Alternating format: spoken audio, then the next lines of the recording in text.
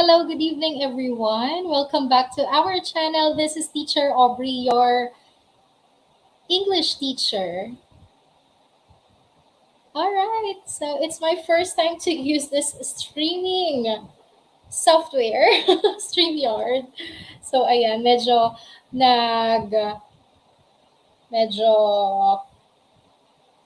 inaalam ko pa kung paano siya totally gamitin. So, ayan, hindi ako gagamit tonight ng board, ng whiteboard, kasi magpo-flash sa screen lahat ng ating mga pag-aaralan ngayong gabi. So, good evening once again to our 56 live audience. At syempre, eto, dahil nga first time natin gumamit ng isang streaming software sa ating live, pinag-aralan ko muna siya. Batiin muna natin yung pinaka-una nating live comment live audience tonight na nag-comment. Ayan, from Yanurel Badagas. Hi, Teacher Aubrey. Hello po. Hello din naman kay Orol Foray. Hello, good evening. Thank you sa paghihintay. Batiin din natin si Rian Maranan. Hi! Batiin din natin si Mateo Do. Hello, good evening. Laging present na estudyante natin. Watching from Batangas. Kumusta po kayo dyan? At ang isa talaga sa ating avid learner na si Hot Popsy. Good evening, Teacher Aubrey. Willing to learn, willing to wait. Early avid learner from Taguig. Kumusta po ang linggo ninyo dyan sa Taguig? Ayan ha, shout out again to you. At syempre si Carlos Jr. Kanina, I uploaded a short video about the difference of alumnus versus alumni and then alumni versus alumna. Panoorin nyo yun, pero natalakay ko na yun before sa isang live video natin. Ayan, si Carlos Jr. ang isa sa mga nag-comment doon. Chanel, hello! Ayan, sabi niya, Angelica, absent daw siya, pero lagi niya pa rin nila-like, sinishare, at pinapanood pa rin during her free time. Good evening din kay Arlene. Hello po! Kay Love Home or Hurt Home, good evening sa inyong lahat. Kay Alice, kay... Ayan, sa mga makakasama natin. Hello, good evening sa inyong lahat. Sana patuloy kayong sumubaybay hanggang sa matapos natin ang ating lesson for tonight. At syempre, kasama rin natin si Juan Migs PH. Hello. Si Vicky Gonzalez. Hello. CJ Castillo. At si Agustin Colisa. Hello, welcome. First time niya raw sa ating channel. Manood ng live niyo. First time niyo makanood ng live. Oh, thank you. Sana lagi ka namin makasama. Hello, Teacher Janet. Wow, ngayon pa lang para na po kayong pro sa paggamit ng StreamYard. Ayan, Teacher Janet So this week na yung live natin dahil alam ko nang gumamit ng StreamYard. Kahapon ko pa siya pinag-aaralan. Sabi ko, kailangan maisa ka to para natin this week. Kaya, ayan, abangan niyo po yung collab namin ni Teacher Janet ng YouTube channel ng English Era. Tatalakayin namin yung mga bagay ukol sa IELTS, sa pagtitake ng exam about IELTS because she has an experience para i-share sa inyo yung mga bagay na yan. Kaya sa mga magtitake ng exams katulad niyan, mag-subscribe kayo sa channel niya. Ayan, nakalagay sa ating screen. Ayan, nakakatuwa pala gumamit ng StreamYard. Ayan, si Elsie na nanonood from Brazil. Hello po. Alice Duran. Thank you, Alice. Hello, Love Home or Hurt Home, ang ating makatang estudyante na kasama gabi-gabi. Si Morgeri Garilao. At ayan, sa lahat nga po ng kasama natin, pati na rin, yan, may viewers tayo from Qatar, from Sharon Diaz Fahada. Hello. And of course, nihiling ko na i-share po ninyo ang link ng ating live video tonight sa inyong pong social media accounts, sa inyong Facebook. Share the link or send the link through your messenger and other messaging apps. Ayan. Ay, salamat naman. May plus ka agad na grade sa akin. Juan Migs PH. Thank you. Yan. Watching from Bukidnon, si Benji. Hello po. Mula naman sa Imus Cavite, si Alice. Ngayon, my dear learners, this will be our topic for tonight. Yes, nakikita nyo bang malinaw? The topic for tonight will be about creating spelling mnemonics. And yes, creating spelling mnemonics, and you have to give, yan, sige, tingnan natin. Yan, give your memory a jump start. Creating spelling mnemonics. Dahil po sa English language, may mga salita. We have vocabulary words na may dalawang letters, magkasunod, double letters. Meron naman, nasa gitna yung double letters, sa bandang hulihan ng word, may double letters din. Kaya yun yung mga nagkakause sa atin ng confusion. Pero sa pamagitan nitong pag-aaralan natin tonight, meron palang strategy para matandaan natin, para ma-recall natin yung tamang spelling ng mga salita in English na karaniwan ay namamali natin ng spelling. At umantabay lang kayo dahil magiging masaya yung talakayan natin ngayong gabi. I will be sharing with you 25 commonly misspelled English words with their mnemonics. So yung mga mnemonics na ibabahagi ko sa inyo tonight, ito yung batay dun sa aking reference book na ginagamit. Pero kung may alam kayong ibang mnemonics na mas mapapadali ninyong maalala yung mga commonly misspelled English words, maaari ninyong i-share sa ating live chat box. At ayan na nga, a lot of comments are still keep coming. Ayan, mula sa Bulacan pala itong si Migs. Hello. From Singapore, si Sophie Agustin. Hello, good evening. Ayan, thank you so much po. Good evening to all of you. And again, alam mo, commonly means karaniwan, Kurapika Serrano. Ayan po ha. Don't forget to give this video a thumbs up, my dear learners. Don't forget to give this video a thumbs up. At sigurado naman akong marami kayong matututunan ngayong gabi. Don't worry, later on, what is a mnemonic? Maya-maya po sasagutin natin yan. So, I guess we're ready to begin our discussion for tonight. And once again, we are going to talk about spelling mnemonics, or how you can create spelling mnemonics, and that will give your memory a jump start, and that will help you ease your difficulty in writing down commonly misspelled words, or remembering commonly misspelled words. Karaniwan, kabilang dito sa mga commonly misspelled words, yung may mga double na letters and spelling. Pero itong mga ito sana makatulong sa inyo. Aside from this, pwede din naman kayong mag-create ng sarili ninyong spelling mnemonics. But before anything else, my dear learners, I want to motivate you first with this quotation from Eleanor Roosevelt. Yan, sabi niya, do what you feel in your heart to be right. Yes, do what you feel in your heart to be right, for you will be criticized anyway. That's from Eleanor Roosevelt. Just simply means na ano man yung ginagawa kasi natin in this world, di ba? Gumawa tayo ng tama, gumawa tayo ng mali. Lahat ng yung mga taong nakapaligid sa atin, may masasabi at masasabi talaga sila. Di ba? Yun yung reality ng buhay. Pero ano ang sabi niya? Gawin mo yung sa palagay mo at sa palagay ng puso mo ay tama, at magiging masaya ka for as long as wala ka namang inaapakan, and that will help you improve in your own life, di ba? Bakit? Kasi you'll still be criticized anyway. Mahuhusgahan ka, may masasabi pa rin yung kapwa mo. So, why are you going to mind them? Well, mag-focus ka sa kung ano yung gusto mong gawin, di ba? Don't let the world dictate what you want to do.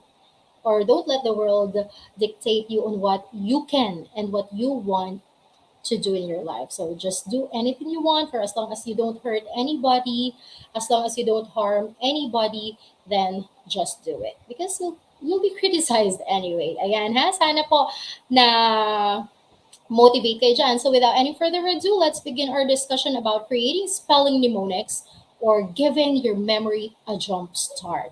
So, Teacher Aubrey, ano po ba ang kahulugan ng mnemonic? Ayan, ano daw ba ang kahulugan ng mnemonic? Sa isa kong video before, yung paanong matutong mag-English sa bahay, or matutong mag-English sa bahay, tinalakay ko doon yung mnemonic at may iba't iba akong halimbawa. Kung hindi nyo pa yung napanood, maaari nyo rin pong panoorin para magkaroon kayo ng idea, ano? At may iba yung kauri para mas mapabilis ninyo maalala yung mga English vocabulary words. So, for the grammar fact, when we say mnemonic, my dear learners, ibig sabihin po nito, ayan, a mnemonic is a specific restructuring. Again, a mnemonic is a specific restructuring of content to tie to new information more closely to your existing knowledge, and therefore aid in your retrieval of that knowledge. So ano po ang kahulugan yan, Teacher Aubrey? Ibig sabihin po niyan, my dear learners, eto, padaliin pa natin, it is a device. Isa itong mind tool. Okay? Ito yung isang mind strategy. It's a device such as pattern of letters. Ayan ha, para mas madali.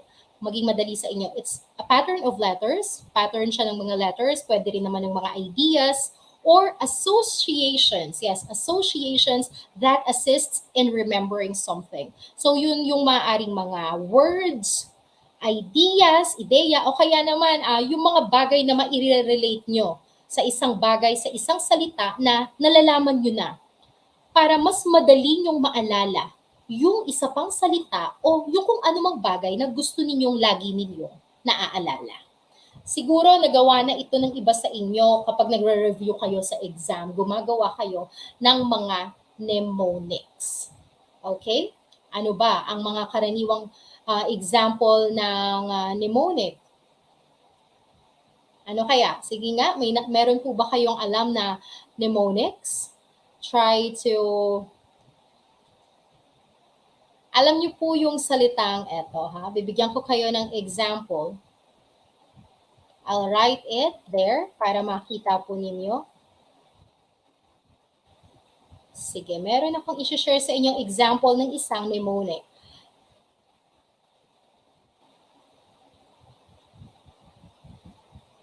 Ayan, nakikita ba ninyo? Nakikita ba ninyo ito? That's an example of a mnemonic for the word arithmetic.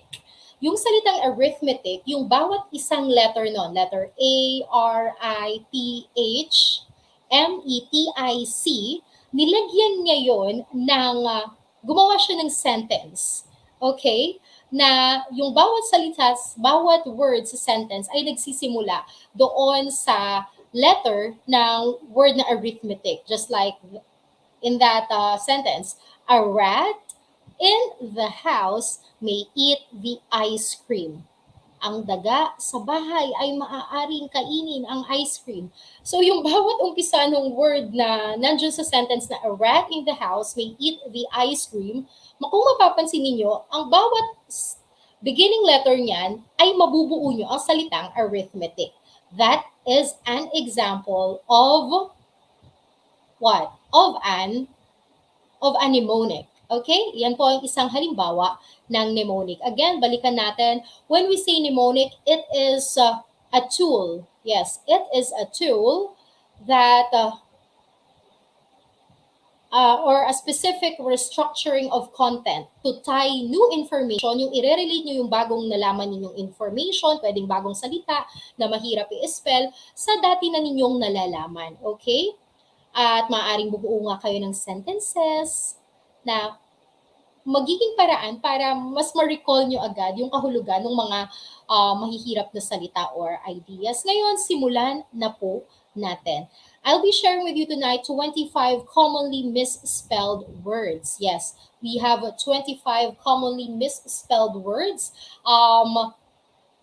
Sana, hindi ko lang alam kasi paano siya magiging with underline or naka-bold. Sana kasi naka-bold eh. Pero i-explain ko na lang sa inyo. Nakaka-capitalize naman dito yung mga salita na dapat ninyong bigyan ng pansin at tuon. Okay? So let's go to the first word.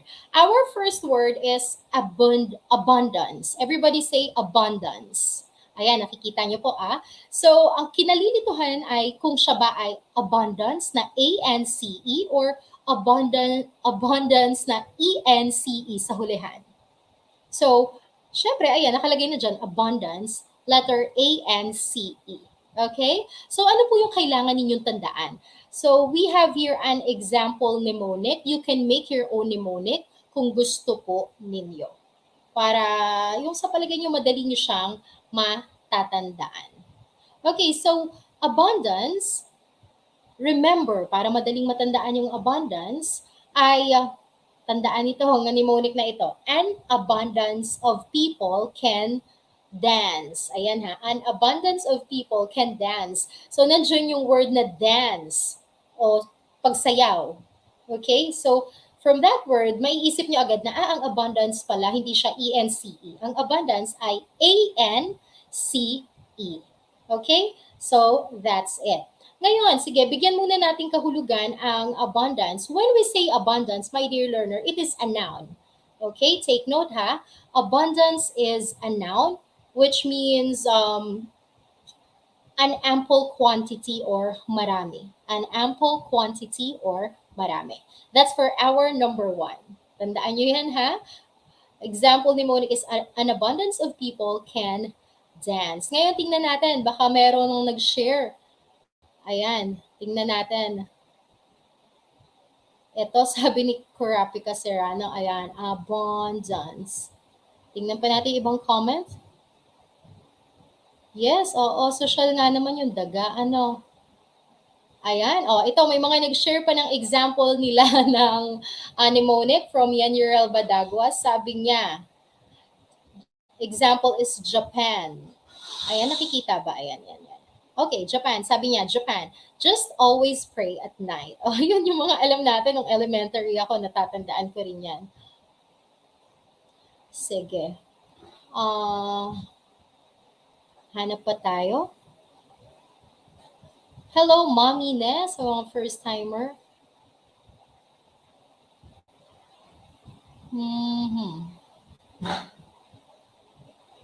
Okay, so ayan na nga, nakakatuwa. If you know other example, ayan, from Pareng Castor. Hello, good evening, Pareng Castor. Ano yung alam mo na word or mnemonic for the word smart? Sige nga. Ayan, sabi ni Pareng Castor, ang ibig sabihin daw ng smart, ginawa niya ng mnemonic ay specific, measurable, attainable, result-oriented, and time-bounded. And so all teacher audiences tonight, alam kong alam niyo yan dahil yan yung kailangan natin sa paggawa ng objectives natin on our lesson plans, di ba? Dapat smart yung objectives or specific, measurable, attainable, result-oriented, and time-bounded. So ayan na nga, ngayon magbalik na tayo sa ating lesson. We have the second one, which is the word ache. Ayan na nga po. Ache. What do we mean by ache? Ache is a verb. Okay, say it. Ache. Ang spelling niya ay A-C-H-E. Ache is a verb or an intransitive verb which means to suffer a usually dull, persistent pain. Or ache is masakit. As simple as that. Masakit. It's aching. It aches. Masakit. Ano? So remember the first letter of each word in this sentence as your mnemonic to easily remember the word ache or the spelling of that word. Ito po yung example mnemonic. Aches can hurt everywhere. Totoo nga naman, di ba? So ano ang umpisang letter niyan? Aches, A, can, C, hurt, H, everywhere, E. So nakabuo tayo ng salitang ache. Tandaan natin, aches can hurt everywhere. So ayun, meron tayong mnemonic for the word ache. That's our second commonly misspelled word. Okay? Yan po yung pangalawa nating commonly misspelled word. Yeah. Okay, ayan na nga. Ayan, shout out natin ang mama ko na busy sa pagluluto dahil may tinda kami bukas dito sa aming lugar. Titinda kasi kami ng pagkain. Alright, hello, shout out sa iyo, Mama. Josephine Bermudez. Next, mag-proceed tayo sa ating word number 3. Ang ating word number 3 ay acquire. Yes, acquire. So the spelling of acquire is A-C-Q-U-I-R-E. That is the spelling of acquire. Pero yung most misspelling is inaalis yung letter C. Ang ginagawa lang na karaniwang spelling ay A-Q-U-I-R-E. Nawawala yung letter C. Okay? Pero may letter C po ang acquire. And what do we mean by the word acquire? When we say acquire, it is a verb or ang kahulugan niya po, to get as one's own o makukuha mo at magiging pag-aari mo na. Ma-acquire mo, magiging pag-aari mo na. Okay? That's the meaning of acquire. And the mnemonic we have here is this. I want to acquire air conditioning. Ayan ha. So nakita nyo, AC, may C siya, tandaan ninyo. So, gumamit ng word na air conditioning, which starts with letter A and letter C. Okay, so that's an example of mnemonic for the word acquire. I want to acquire air conditioning. Ayan po. Sige, next, mag-proceed po tayo sa ating word number 4. Kung may alam kayong ibang commonly misspelled words na na-encounter din niyo before, you may share on our live chat box. Yes. And I would love to hear your voice, your answers, to read your ideas. If you're watching on your mobile devices, nandyan yung live chat ha. Makikita po ninyo. Manood kayo mismo sa application ng YouTube sa phone niyo para makapag-comment po kayo sa ibaba.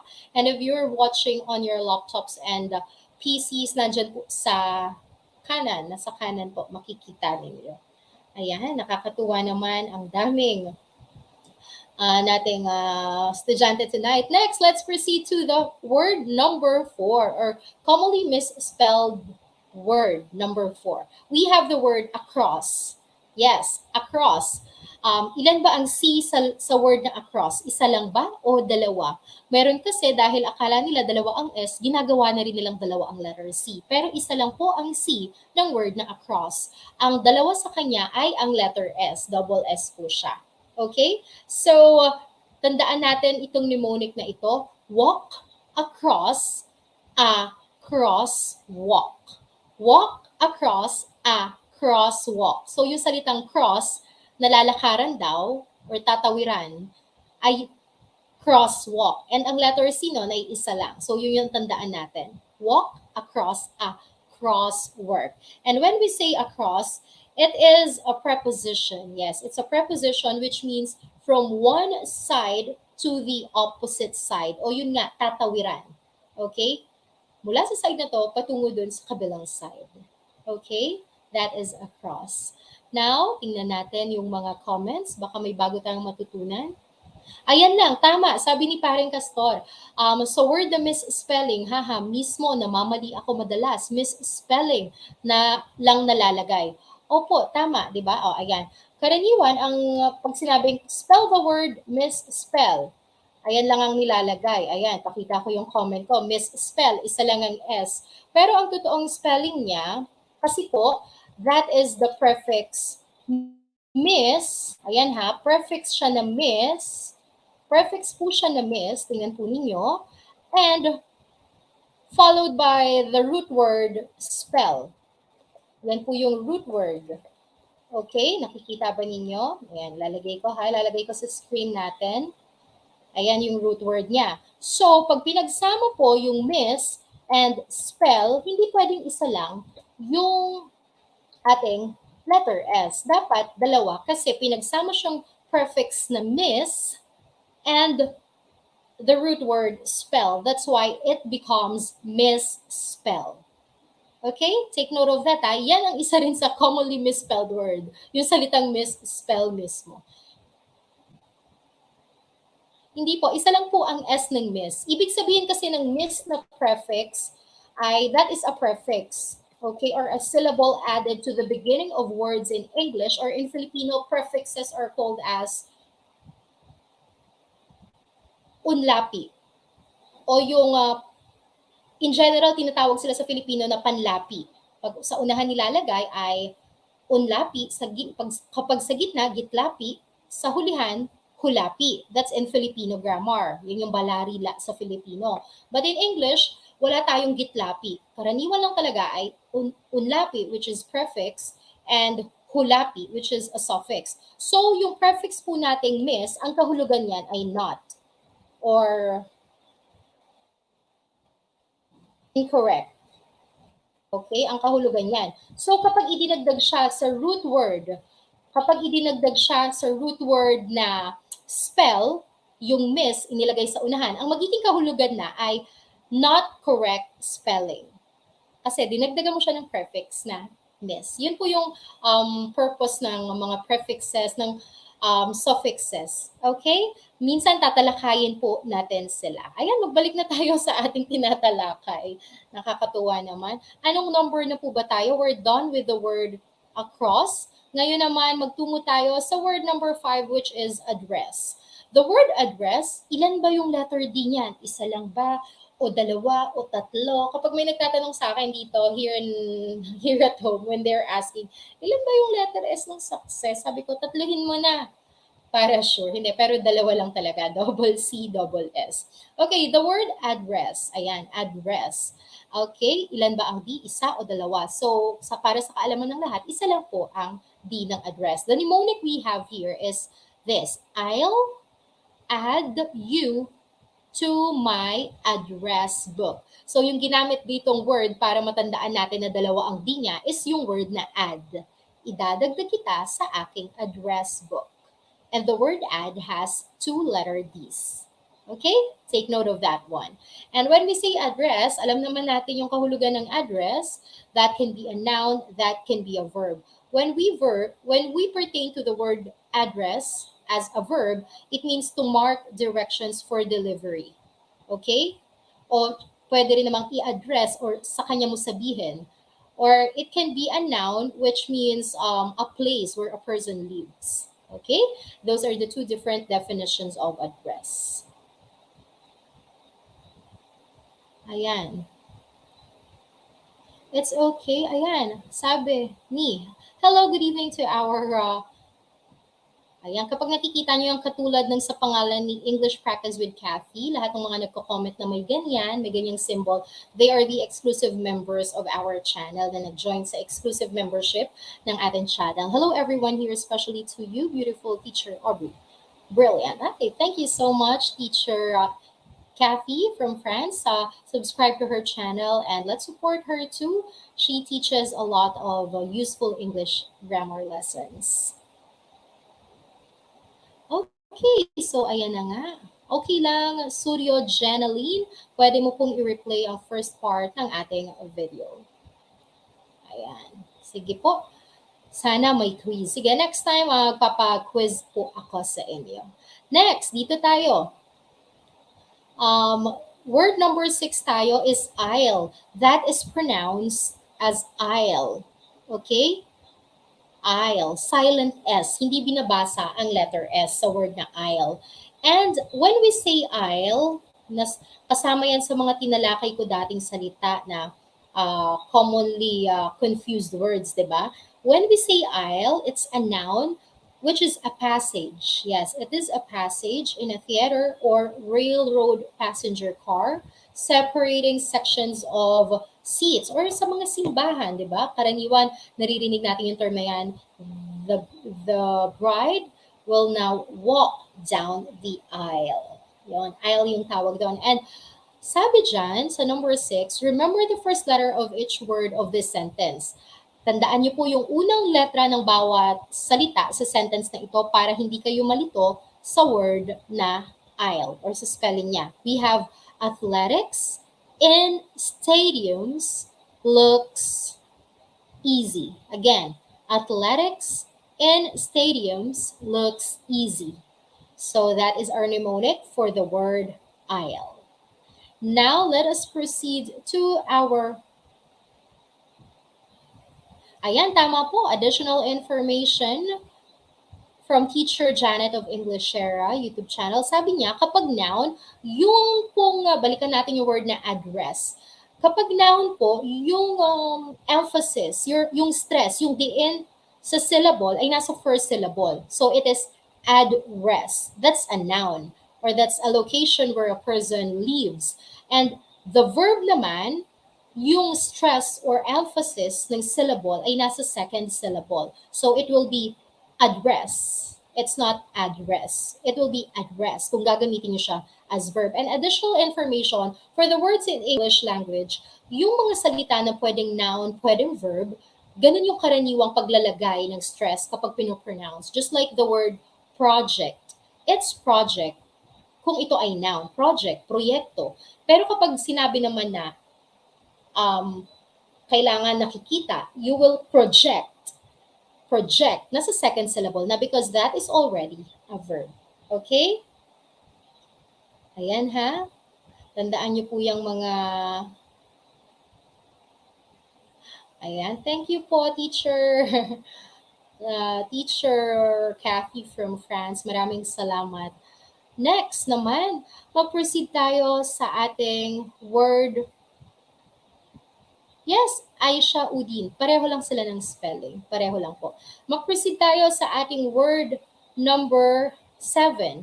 Ito po. Ang ating word number 7 ay Arctic. Ayan. When we say Arctic, my dear learners, ito po ay relating to or suitable for use at the North Pole or at the region near it. Ito yung, di ba, may yung globe, yung daigdig natin, yun nasa North Pole, yun yung karaniwang, yun yung tinatawag nating Arctic Ocean, di ba? Somewhere in the north natin siya matatagpuan. And etong Arctic, medyo kasi hindi na po pronounce yung C sa Arctic. Okay? So, anong karaniwan? Nawawala yung letter C, pero may letter C po siya. So, I want you to remember the first letter of each word in this sentence as your mnemonic to easily remember and recall the spelling of Arctic. We have the sentence, a really cold time is coming. O, ayan ha, related siya sa Arctic. Alam nating nag-yelo sa Arctic, di ba? So, a really cold time is coming. That sentence, each word in that sentence, a really cold time is coming, is the letter or are the letters we can see in the word Arctic. Okay? Arctic. A-R-C-T-I-C. Tandaan po natin yon. Ngayon naman, eto pa. We have word number 8, believe. Ito yung mnemonic para sa word na believe. We have don't believe in a lie. Karaniwan kasi, my dear learners, i-comment ko ha, sa word nating believe, ang akala ng iba ay ito yung nagagawa nilang spelling. Ilalagay ko sa chat box ha, para makita po ninyo. Pero yan po ay mali. Mali po yan. Tingnan nyo, ilalagay ko sa chat box. Ayan, believe. Napagpapalit nila yung I at E after letter L. And I remember my college professor told us the simple mnemonic for the words with letters C and letter L. Meron tayong salita, may pangalan tayo na alam niyo yung pangalan ng babae na Celia? Ayan ha, ilalagay ko sa chat box. We have the name of a woman, Celia. Yung pangalang Celia daw na yan yung dapat nating tandaan when we are going to recall the spelling of words with letter C. Tandaan natin, lahat daw ng word na may letter C, ang kasunod nun, hindi po letter I, dapat letter E, such as the word, trivia lang to ha, such as the word receive. Di ba po? Ang kasunod niya ay letter E. Pero yung word na believe, dahil nga Celia, ang kasunod ng L sa Celia ay letter I, lagi raw pong letter I ang kasunod ni letter ni letter L.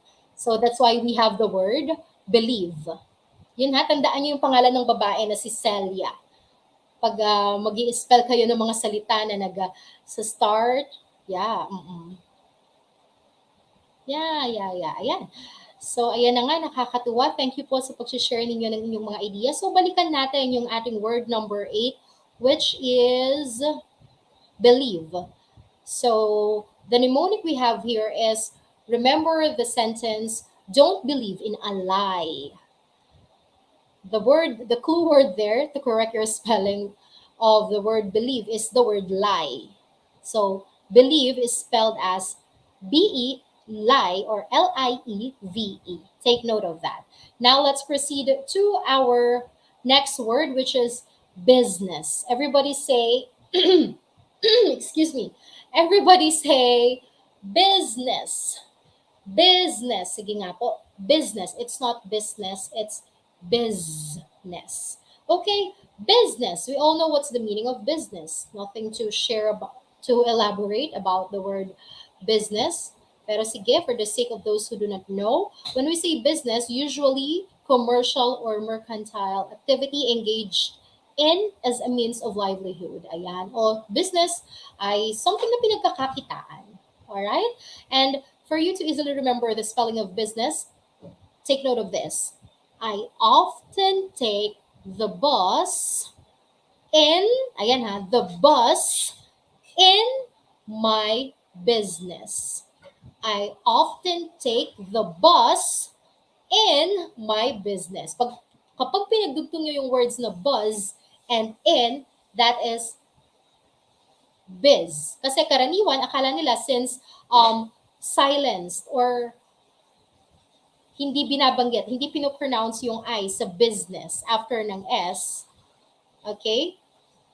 Akala nila walang ganun. Walang letter I kapag katapos ng letter S. Pero meron po, okay?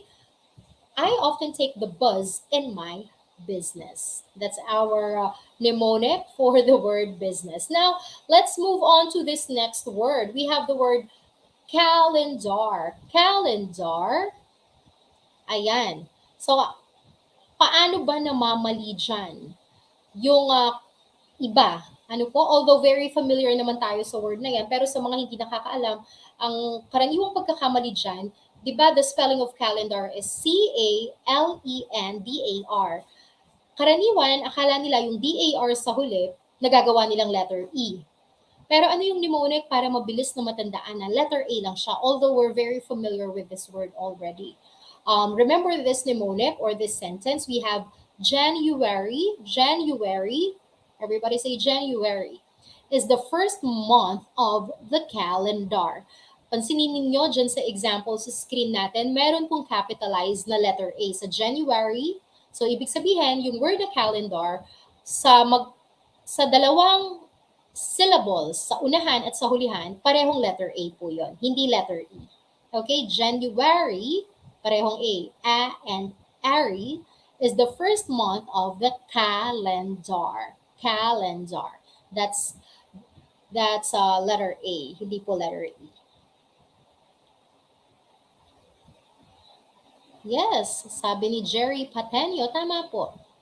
Ayan, a mnemonic is an instructional strategy designed to help students improve their memory of important information. Yes, tama po. At ayan, magandang hapon po sa lahat ng nanonood dyan sa Kuwait. Hello po. Ayan, sabi rin ni Rian Maranan, Pemdas, please excuse my dear Aunt Sally. Yan, binigay ko yan sa isa kong video na matutong mag-English sa bahay sa meaning ng PEMDAS. Please excuse my dear Aunt Sally. Or PEMDAS in mathematics also mean parentheses, exponents, multiplication, division, addition, subtraction. Yung pagkakasunod-sunod po ng operation sa mathematics. Ayan, nakakatuwa naman. Hello, kumusta po kayo dyan sa Batangas? Connie Rica Ford. At sa lahat pa nga ng nanonood, good evening po. Ayan, hello din kay Paul Matthew. Bago lang siya sa channel natin, welcome. Ngayon, magtungo na tayo sa ating word number 11. Ang ating word number 11 ay cemetery. Sa Filipino word, ang Filipino word dyan ay cementerio. Akala tuloy ng iba, ng mga Pilipino, kapag ini-spell yan, yung iba ha, but not just Filipinos, sabihin natin generally, yung mga nag-i-spell yan, akala ng iba, cemetery. Pero karaniwan sa ating Filipinos, kasi nare-relate natin siya sa word niya mismo sa Filipino na cementerio eh. So, akala natin na i-spell natin siya na cemetery. Merong letter N after C-E-M-E. Nilalagyan natin ng letter N. Pero hindi po. It's just cemetery. Okay? Ano yung dapat nating tandaan? We have this mnemonic for that word, which is epitaphs. Yes, epitaphs. Ano ba yung epitaphs? Mga kabaong. Ano? Epitaphs means kabaong, or epitaph is, okay. When we say epitaph, hindi pala kabaong, tomb pala yun, ano? Or coffin. When we say epitaph, it is an inscription or a tomb or a grave in memory of the one buried there, or a brief statement or epitomizing a deceased person or something. That is epitaph. For example ng epitaph is yung in loving memory of John Gray, husband, father, soldier. Yun yung nakasulat doon sa, ano tawag doon sa mga nakalagay sa sementeryo? Anong tawag doon? Lapida. In loving memory of. Yun po yung tinatawag nating epitaph. So, para madaling matandaan na puro letter E ang word na cemetery, tandaan natin yung mnemonic na epitaphs are in a cemetery. Take note of that mnemonic. It's not cemetery, it's cemetery. Cemetery. That's it. Okay, ayan, opo. Yung lapida nga, thank you, Yen. Ayan ha, yung cemetery na yan ha, that's wrong ha. Kurapika, that is cemetery. Cemetery. Ayan, marami-rami na ang ating live audience. Nakakatuwa naman. Kumusta po kayo? I-comment ninyo kung saang lugar kayo ngayon nanonood. Kung narito ba kayo sa Pilipinas o sa ibang bansa para mabati po natin kayo. Ayan. Ngayon naman, mag-proceed na tayo sa ating word number 12, which is, yan na nga po, defendant. We have the word defendant. Defendant. All right? The word defendant is a noun. So if you're going to ask Teacher Aubrey, what do we mean by the word defendant? It is a person or a group against whom a criminal or civil action is brought. Someone who is being sued or accused of committing a crime. O siya yung may sala. Okay? If the jury finds the defendant not guilty, when we say defendant, siya yung may sala. Siya yung nasasakdal sa hukuman. So when we say defendant, ayan, karaniwan, ang pagkakamali dyan ay yung fen sa word na defendant, sa syllable na fen, nagiging letter A. Okay? So ito po yung dapat tandaan. At a picnic, it's hard to defend an ant. Again, at a picnic, it's hard to defend an ant. So we have there the words defend and ant na hindi mo sila sisihin kapag ikaw ay nangangati na dahil sila, lalo kapag sa mga nabuhan kayo nag-picnic, diba? At a picnic, it's hard to defend an ant. So we have the words defend and ant. When combined, we can create the word defendant. Okay? Take note of that mnemonic. Ayan, may nanonood sa atin mula sa South Korea. Hello sa'yo, Rainier Francisco. From Cebu City, maayong gabi po sa inyo dyan. Virginly Item. Hello po. Keep safe din po. Connie Ricafort. Yes, nasa Metro Manila ba kayo at ECQ ngayon? Dito sa amin sa Bulacan, GCQ lang naman po.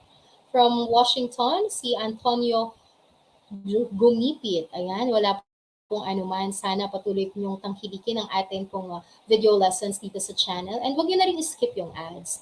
From Bangladesh naman si Aisha Udin. Hello po. Alright, from Cebu si Aurora Cabilio. Hello po. At ngayon naman, mag-proceed na tayo sa ating word number 13, which is the word dilemma. Ayan, dilemma nga talaga kapag namali ka ng spelling. So word na dilemma. Ang word na dilemma po, it is a noun. Okay, which means a usually undesirable or unpleasant choice. Okay, yung parang natataranta ka na, a situation involving such a choice. Yung parang hindi mo gusto yung sitwasyon na yon, hindi mo gusto yung choice na nagawa mo, parang kaso no choice ka na, something like that. Parang magulo sa isip, okay? At dahil nga double M siya, akala ng iba, isa lang yung M, at yung iba naman, nado-double nila yung letter L. But the spelling of dilemma is D-I-L-E-M-M-A. So the mnemonic we have here is Emma, double M, faced a dilemma. So we have the name Emma for you to remember that the word dilemma has double letter M. All right? Take note of that. Yan po ha, take note of that one. Laila, pwede nyo rin isipin si Laila Dilemma. Hindi, iba naman spelling ng apelido niya eh. Ayan, sige, shoutout natin si Edmar. Edmar from Puerto Princesa, Palawan. Ang ganda dyan. Gusto kong makarating dyan sa Palawan. Okay, next, let's proceed to word number 14, which is doctor. Ayan, ha? Siguro naman hindi na kayo mamamali dyan, ha? Alam nyo na yan. Pero isinama ko kasi may iba pa rin nagkakamali dyan. And that is not pronounced as doctor. Doctor. That's not doctor. That is doctor. Doctor. Ang arte, no? Pero yun talaga yun. Hindi siya maarte. Yun lang yung proper. Ano po? Doctor. Ayan, doctor. So, ito po yung dapat yung tandaan na mnemonic para hindi magkamali sa word na doctor. We have, get me to the doctor. Or else, ayan, nagbabanta siya. Malaki yung yung OR. Remember, ayan, tandaan nyo, get me to the doctor. Or else. Ayan, ha? Or else. Ayan, OR po yung huli ng doctor. Ha? Tandaan nyo po yan. Now, eto, dito tayo sa word number 15. We have the word environment. Environment. So, eto, may mga nagkakamali pa rin kasi sa salitang ito. Ang tatandaan po ninyong mnemonic ay ito, lots of iron. So, in the word environment, meron po tayong salita na iron. Alam niyo po yung iron, di ba? Isang uri ba yan isang uri ng mineral? Tama ba ako? Isang uri ng mineral. Di ako magaling sa science eh. Ayan. That's a chemical element. Ano po? Iron. So ngayon, ito yung mnemonic para madali siyang matandaan. Lots of iron is in the environment. Ayan, nakakapitalize pa para po makita ninyo. Alright? Ayan ha, nakikita ninyo. That's our mnemonic for the word environment. Kayo, ano yung mga alam ninyo pa na English words or English vocabulary words na nahihirapan kayo at ano yung kinreate ninyong mnemonic nung time na nag-aaral kayo para mabilis silang matandaan. Di ba kapag nagre-review, gumagamit kayo ng mnemonic para madali nyong matandaan, inire-relate nyo sa kung saan para mabilis yung maalala, lalo kapag kinabukasan na yung quiz or exam. Nako, sige nga, i-share nyo po sa ating live chat box para malaman din po ng ating community of learners. Sige, batiin muna natin yung mga kasama natin. Watching from Italy, si Ismael Sermonia. From Virginia naman, si Gallo Dizon. Hello. From Melbourne, Australia, si Naomi Fernandez. 12:06 na daw doon, Monday. Madaling araw na. Thank you ha. Kasama ka pa rin namin kahit umaga na. Ayan. Good evening and good morning sa inyo. At ngayon, magbalik na tayo sa ating lesson. For number 16, we have the word equivalent. Equivalent. When we say equivalent, my dear learners, it means, ang ibig sabihin po ng equivalent ay ito. When we say equivalent, it is an adjective. Ibig sabihin, equal in force or amount, or value, or magkapantay. Magkasing value lamang. Equivalent, equal. That's it. And the mnemonic for you to easily remember the correct spelling of equivalent is this. Is ale the equivalent of beer? Is ale the equivalent of beer? Okay, that is pronounced as ale. Ale po yan ha. Ang ale, yan po yung isa pang term natin. Isang uri yan ng beer. Okay ha? Ang ale po, isang uri yan ng beer. So, the mnemonic is ale, the equivalent of beer. Pansinin niyo sa word na equivalent, nakakapitalize din yung ale para matandaan po ninyo. Alright? Ayan ha. Now, let's proceed to the word number 17. We have the word escape. Ano nga ba ang kahulugan ng escape? When we say escape, it means, yes, escape is a verb sa itong salitang kilos, o to get away, o pagtakas, pag-eskapo, na sinasabi nila, escape. So for you to easily remember escape, kasi pwedeng akala ng iba, escape, it's pronounced as escape, akala wala ng letter E sa unahan, pero meron po, ha? May letter E po. Akala dahil nga escape, letter S na lang. Minsan kinakalimutan na yung letter E, pero meron siyang letter E, escape. All right, take note of that. And the mnemonic for you to easily remember, this correct spelling is it's essential to escape. It's essential to escape. So, pansinin nyo yung word na essential, meron siyang i rin sa unahan. Kahalintulad no sa escape. Take note of that mnemonic. Sige nga, ayan, sabi ni Yan Urel, thank you for being very active. Sabi niya, yung word daw na Roy Gibiv. Yes, Roy Gibiv is also an example of mnemonic. And that stands for what? For the colors of the rainbow, we have red, orange, yellow, green, blue, indigo, and violet. Yeah, very good. Good job. Now, let's proceed. Sige po, mag-share pa kayo ng alam ninyong mga mnemonics. Let's proceed to the next word, which is the word number 18. We have especially. Especially. Hindi siya especially ha. Binagalan ko lang po. So especially, my dear learners, especially is an adverb. It's an adverb, okay? It means particularly or nagiging specific ka. Tinutukoy mo ng tiyak kung ano nga ba yung binabanggit mo. Especially. Okay? For example, food seems cheaper, especially meat. Ayan ha? Okay, that's the meaning of especially.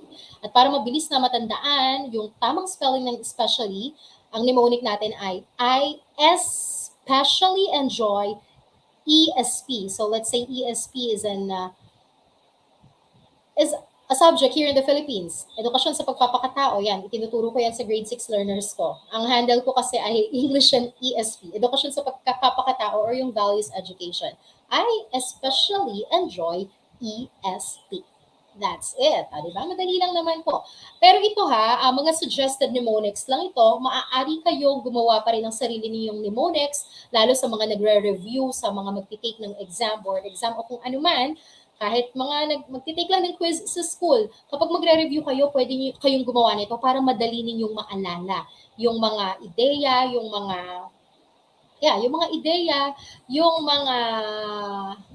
root words, yung mga keywords, pwede po kayong gumawa ng mnemonics.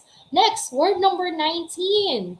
We have the word exceed. Everybody say exceed. Ayan po. Exceed. Hindi po exceed exceed. Everybody say exceed. That's it. Exceed is a verb. And when we say exceed, it is a verb which means to be greater than or superior to. O kaya naman, to go beyond a limit set by. Or in Filipino, in layman's term, exceed means lumagpas pa. Okay, lumagpas, humigit. Okay? So, the mnemonic for you to easily remember exceed is this. Akala kasi ng iba walang letter C, o kaya naman akala ng iba isa lang yung E. Something like that, ano? So the mnemonic is this: don't exceed the speed limit. O alam naman natin yan, di ba? Meron tayong speed limit, lalo sa mga driver, sa mga motorista, sa mga nagdadrive ng sasakyan. Dahil delikado if you exceed the speed limit. So, tandaan niyo sa word na speed, ang tatlong huling letters ay EED, speed, which is very related to the word exceed. Speed, exceed. Tandaan na pareho sila ng tatlong dulong letters. Okay, next, the word is expensive. Expensive. The word expensive is an adjective. Yeah, ang word pong expensive ay isa pong adjective which means involving high cost or sacrifice, or in layman's term, it means mahal. Mahal ang bigas. Mahal ang bigas. Something like that, mahal. Mataas ang presyo. Ayan ha. O sige, ang ating pong mnemonic to easily remember the correct spelling of that word is those pens were expensive. So, tingnan nyo yung salitang pens, just like in the word expensive. Okay, expensive. That's our mnemonic for the word expensive. Ngayon, marami-rami tayong bagong comment. Ayan, so nakakatuwa namang malaman from Cristela Cassandra Fabia. I didn't know that those memorization techniques I used were that memorization technique I used was called mnemonic. Ayan. So nakakatuwa naman, ginagamit mo na pala yung memorization technique na ito, ano? Nakakatuwa naman. Sige, ipagpatuloy mo ha. Makakatulong yan para madali mong maalala yung mga inaaral mo. Mary Grace Celes, palagi na talaga ako nag-aabang sa mga live mo, Teacher Aubrey. Kahit need ko ilagay cellphone ko sa tenga para lang madinig. Mahina na speaker ng phone, luma na. Di pa umabot order kong AirPod. Para mas okay yan. O sige, sana dumating na yung order mong AirPods. So, hindi ko alam yun, kasi earphones lang gamit ko eh. Ayan, o sige, sana pag dumating ngayon ha, lagi ka pa rin makikinig. Hello, nanonood naman from Muntinlupa si Edith Suarez. Hello po. Ayan, nakakatuwa naman, may sagot. May shinare sa ating knowledge tonight si Emerito Anis. Hello, Emerito Anis, one of our active learners. Alam ko, teacher din po kayo, di ba? Tama po ba, sir? Ayan, yung mnemonic niya para sa mga planeta, for Mercury is ito, basahin muna natin. My very educated mother just served us 9 pizza. Pizza, no? Hindi tayo sanay, pero ang tamang pronunciation sa word na pizza, na pinopronounce natin as pizza, ay pizza. Pit and sa. Wala kang maririnig na sound ng letter Z. It's pizza. Okay? So, yung mnemonic niya na yon ay nagsastand for the planets. We have Mercury, Venus, Earth, Mars, Jupiter, Saturn, Uranus, Neptune, and Pluto. Ang galing-galing naman. Thank you po. Maraming salamat sa pag-share ninyo ng inyong example. Ayan, ang topic natin tonight, Marlon Padua. Ayan, nakakatawa. Wait lang ha. Sabi sa comment, sabi niya, ayan, si Mary Grace pa rin. Ngayon niya lang na-realize na mnemonic pala yung tawag sa way ng pagme-memorize niya para sa mga exams. Okay.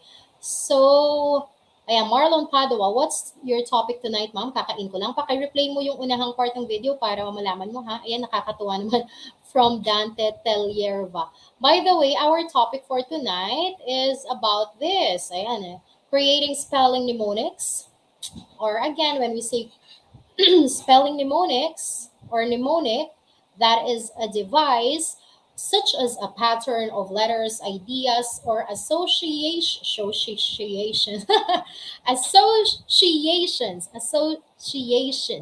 that assist in remembering something. Ayan po ang topic natin tonight. Ngayon, mag-proceed na tayo sa ating next commonly misspelled word at alamin natin yung kanyang mnemonic. Na tayo po ay nasa word number 21 na. Yes, 5 na lang. Ay, 4 na lang. Word 21 is the word familiar. Familiar. Ayan, the word familiar, it means, ano ba kahulugan ng familiar? Familiar's root word is family. Okay, familiar is a noun. Okay? It means one who is often seen and well-known. O pag sinabing familiar, in Filipino, it's translated as familiar. Parang lagi mong nakikita, familiar sa'yo. Minsan may nakita ka, you look familiar. Parang nakita na kita sa panaginip ko. O nakita na kita somewhere else before sa isang seminar, nakasalubong sa palengke o kung saan man. Okay? So the mnemonic for you to easily remember the correct spelling of familiar is this. That liar. That liar looks familiar. Ayan, di ba? Ang word na liar, ang hulihan niyan, ang spelling niya ay L-I-A-R. At yan din po ang hulihan ng spelling ng word na familiar. Liar. Familiar. Okay? Take note of that. Now, let us proceed to our word number 22. We have the word February. Everybody say, it can be February. It's not February.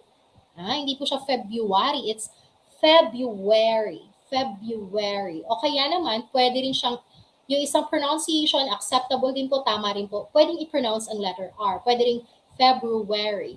February or February. Okay, parehong tama yan.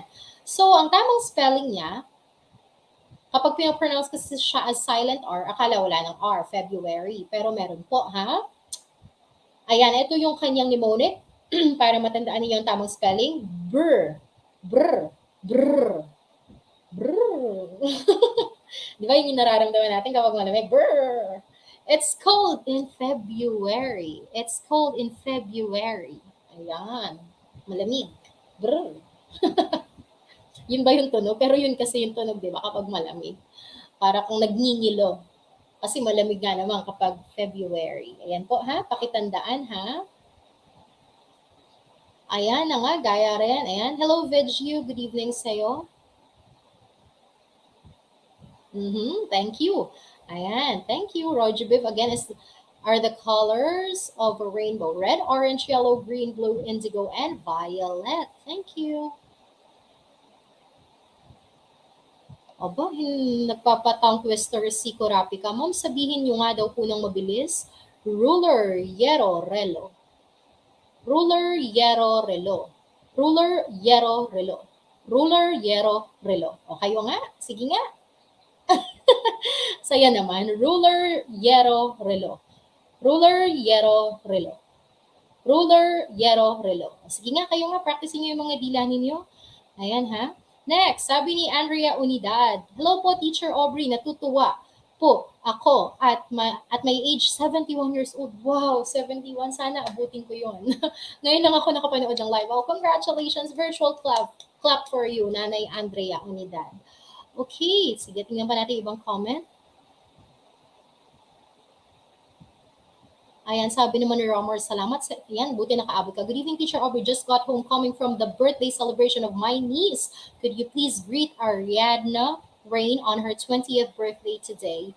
Thank you so much. Ayan, happy birthday to Ariadna Rain. Happy 20th birthday. I was 20 years old also. 6 years ago. Ayan, 6 years ago. Okay.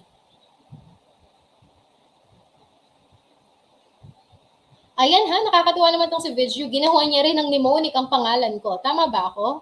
Ayan ho, sabi niya.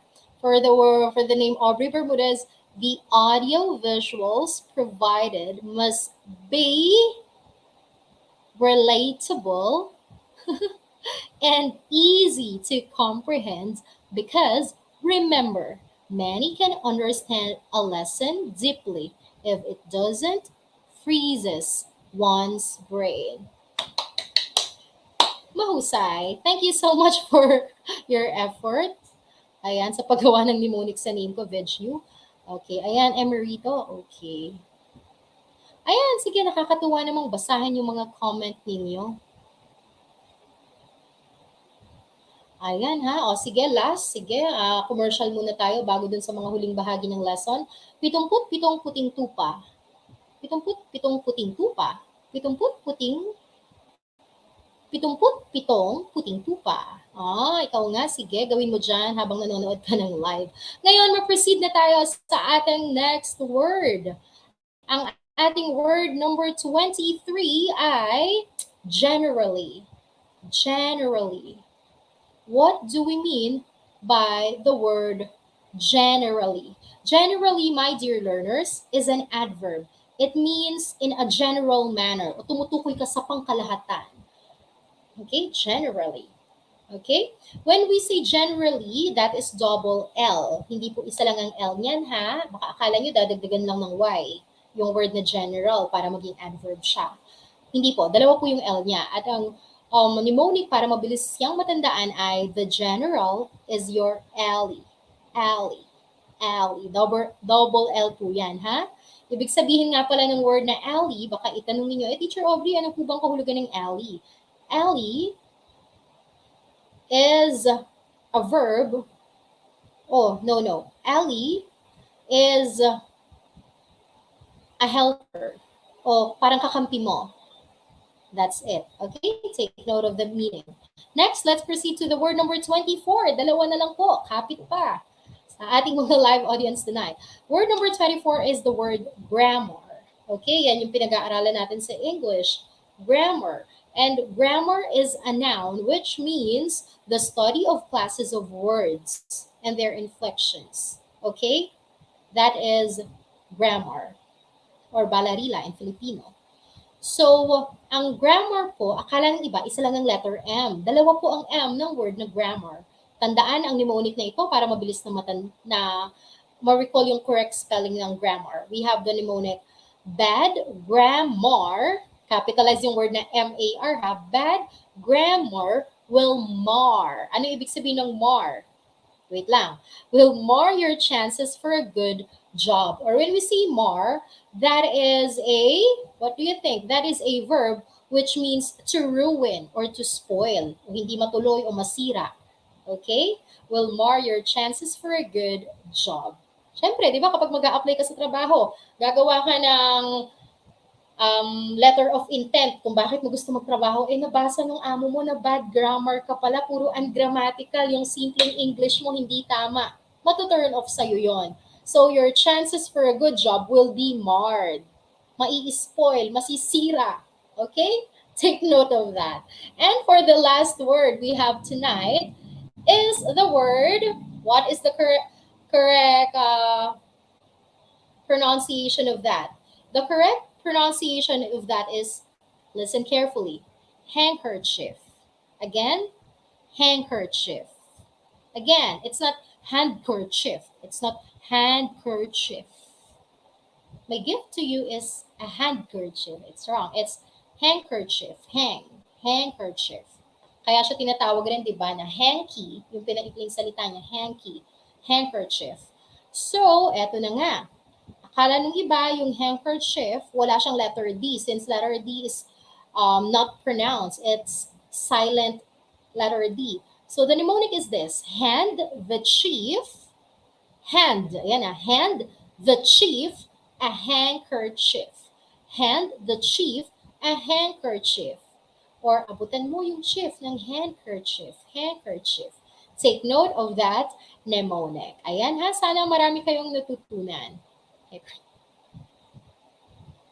Ayan, thank you, thank you. Nakakatuwa naman. Happy to see you rin. Kasama ka namin tonight, Jacqueline Peligro, watching from Bohol. At sabi pa ni Vidju, nag-share siya ng isang tongue twister din. This is perhaps my most favorite tongue twister. Quite short yet challenging. She says cheese. She says cheese. She says cheese. O sige nga, itry nyo rin, my dear learners. Okay, ako naman, ang tawag dyan, ang tongue twister na mabilis kong napopronounce ay eto.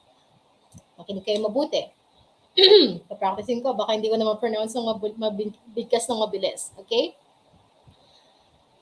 Peter Piper pick a peck of pickled pepper. A peck of pickled pepper, Peter Piper pick. If Peter Piper pick a peck of pickled pepper, where's the peck of pickled pepper Peter Piper pick? Ayun, yung kabisado ko na mabilis kong nabibigkas.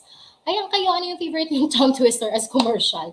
O sige, ayan, thank you so much sa mga nakasama natin tonight. Nakakatuwa ang dami natin ngayon. Shout out natin yung mga nagre-request. Joy Palma.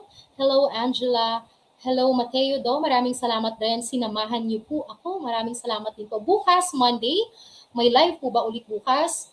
Mag-a-announce po ako ha. I'm not sure kasi po nasa division office ako bukas. Meron kami nga ipe-prepare na video para sa Brigada Eskwela. Isa ako sa mga magiging MCs or host sa aming division. Mag-shoot kami sa division office. Kaya I don't know, I'm not sure. Pero sana makauwi maaga. Pag natapos maaga, sige, I'll prepare a lesson para magkita-kita po ulit tayo bukas. Ayan, nakakatuwa. Marami ba kayo natutunan? Kung marami kayo natutunan, syempre, don't forget to give this video a thumbs up. And of course, share this video with your friends. Ayan ha. Paki-share po. Paborito mo rin ba yun, Aisha? Yun yung tongue twister na mabilis kong nababanggit. Ewan ko ba. Hanggang tulog ako, kaya ko siyang banggitin. So, ayan. Sana nga po ay marami kayong natutunan sa ating lesson tonight. And of course, since sharing is caring, share the link of this video to your friends, to your classmates, to your workmates, to your siblings, to your brothers and sisters, so that they will also benefit from this lesson. Because hashtag caring or sharing is caring. And of course, I'm also inviting you to support my second channel in which I do vlogs together with my family. Subscribe to my YouTube channel. This is it. I'll put it on the I'll put it on the live chat box. Ayan po para ma-monetize na rin siya. Paki-support po ninyo panoorin. Yeah, aside from sharing is caring, sharing is loving. That's my second YouTube channel. Support niyo na rin po yung sa kuya ko na YouTube channel. He is Courier.